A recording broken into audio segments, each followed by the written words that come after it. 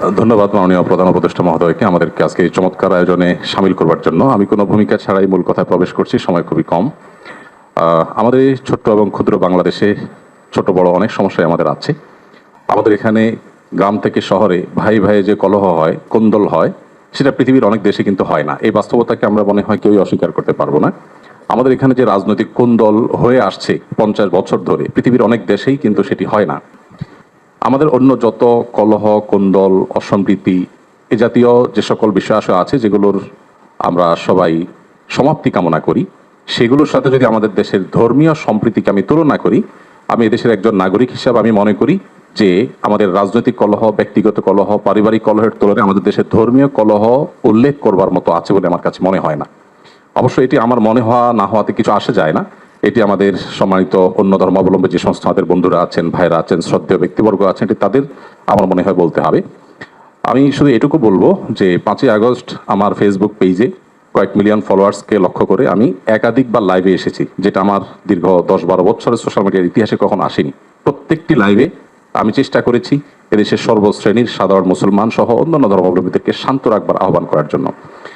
চট্টগ্রামে যখন আইনজীবী আলিফ হত্যাকাণ্ড ঘটলো, সাথে সাথে আমি আমার দায়িত্ব থেকে নিজে এবং অন্যান্য আলেম ওলামাদের সাথে কথা বলেছি। আমি যতটুকু জানি এখানে অনেক সিনিয়র ব্যক্তিবর্গ আছেন, ওলামা ইকরাম আছেন। এদেশে ওলামা ইকরাম সবসময় সম্প্রীতি এবং শান্তি বজায় রাখার জন্য তারা কাজ করে চলেছেন।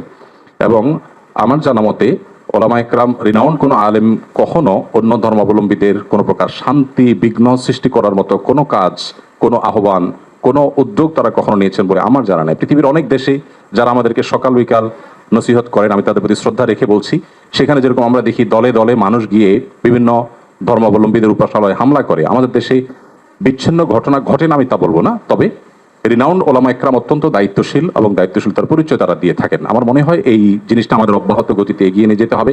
আমি আমাদের অন্য ধর্মাবলম্বী যে বন্ধুরা আছেন, ভাইরা আছেন, তাদেরকে বলবো প্রপাগান্ডায় আমরা যেন কোনোভাবে কান না দেই। আপনারা যদি কখনো সমস্যা বোধ করেন, আমি ব্যক্তিগতভাবে বলতে পারি আমার কথা। 5ই আগস্টে একটি হিন্দু পরিবার একজন মেজরের মাধ্যমে আমার সাথে যোগাযোগ করেছিলেন। আমি আমার সাধ্য অনুযায়ী তাদের নিরাপত্তার জন্য আমাদের যে সমস্ত ভাই বন্ধু আছে তাদের দিয়ে খুলনার একটি জায়গায় আমি ব্যবস্থা করেছি। আমার মনে হয় বাংলাদেশের যত বড় মাদ্রাসা আছে এখানে সব নেতৃত্বশীল ওলামা ইকরাম আছেন।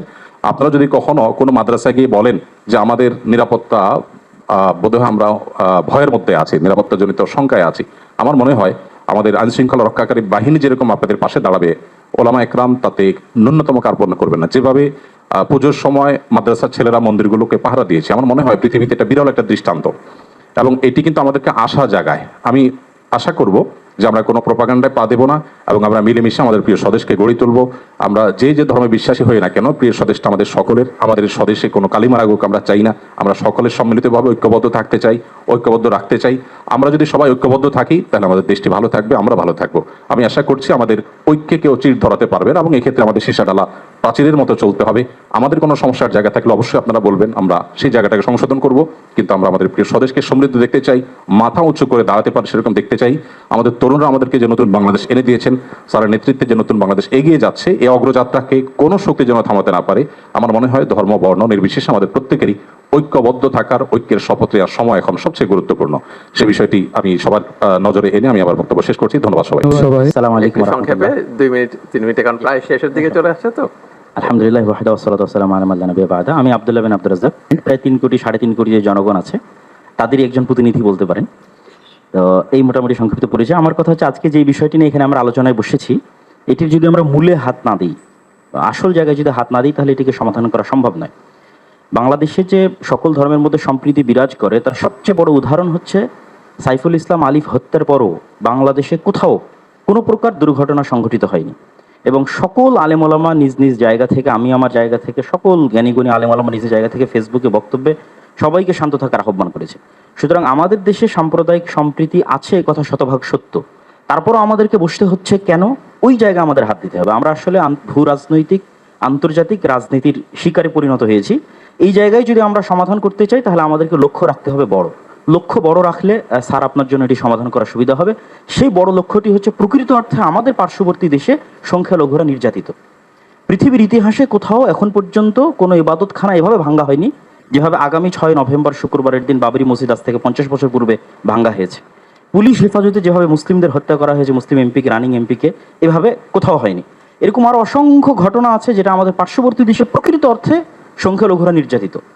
আমাদের দায়িত্ব মানুষ হিসেবে এবং তাদের পার্শ্ববর্তী দেশ হিসেবে, এবং 47-এ আমরা যে ওয়াদা দিয়ে এই দেশটাকে স্বাধীন করেছিলাম, সেই ওয়াদা রক্ষার্থে আমাদের দায়িত্ব হচ্ছে আমাদের পার্শ্ববর্তী দেশের সংখ্যালঘু নির্যাতনের প্রতিবাদে আমাদেরকে আওয়াজ ওঠানো।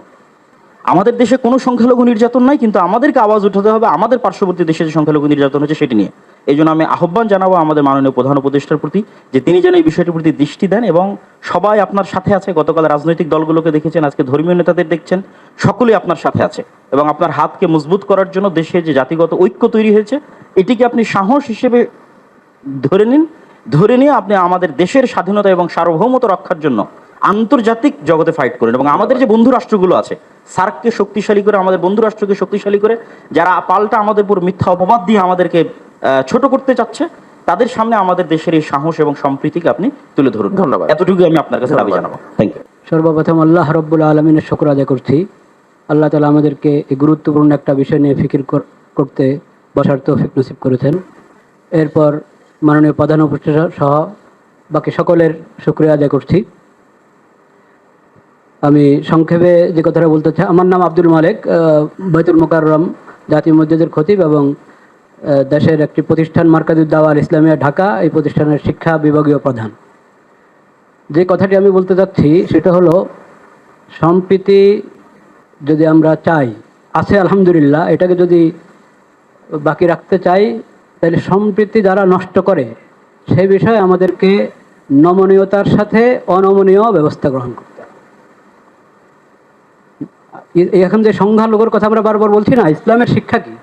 ইসলাম বলে, আবু বকর রাদিয়াল্লাহু তাআলা আনহু প্রথম খলিফা নবী করিম সাল্লাল্লাহু আলাইহি ওয়াসাল্লাম, উনি বলেছিলেন, তোমাদের মাঝে যে সবচেয়ে বেশি শক্তিশালী সে আমার কাছে দুর্বল যদি সে জালেম হয়, আর যে সবচেয়ে দুর্বল সে আমার কাছে সবচেয়ে বেশি শক্তিশালী যদি সে মজলুম হয়। এটা হলো বিষয়, জালিম এবং মজলুম। মজলুম যেই হোক তার পক্ষে আমাকে থাকতে হবে, আর জালিম সে যত বড় হোক, যত সংখ্যাগরিষ্ঠ যা তার থাকুক, তাকে জুলুম থেকে বিরত রাখা এটা দায়িত্ব। তথ্য সন্ত্রাস, এটাকে যদি নিয়ন্ত্রণ না করা হয় তো আমরা সম্প্রীতি ঠিক রাখবো কীভাবে? সম্প্রীতি আছে, তাও এখানে তথ্য সন্ত্রাস করে পেরেশানি করা হবে। এটার ব্যাপারে অনমনীয় হতে হবে তথ্য সন্ত্রাসের বিষয়।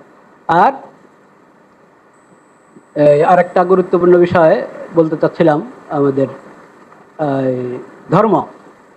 ধর্ম সম্প্রীতির কথা যেটা আছে, ধর্মকে গুলিয়ে ফেলা এটা কিন্তু ধর্ম সম্প্রীতি। ধর্মের অপব্যাখ্যা, একটা ধর্মে একটা জিনিস নাই, সেটাকে ওই ধর্মের উপরে চাপিয়ে দেওয়া হলো, অন্যদেরকে খুশি করার জন্য নিজের ধর্মের মধ্যে বাড়ানো কমানো হলো, এটার নাম কখনো ধর্ম সম্প্রীতির বিষয় না। প্রত্যেক জিনিসকে স্ব জায়গায় রাখতে হবে, এবং স্ব জায়গায় রাখলেই যথাযথ ফায়দা আমরা পাবো। আল্লাহ তাআলা আমাদেরকে তৌফিক দান করেন। ওয়া আখিরু দাওয়ানা আলহামদুলিল্লাহ।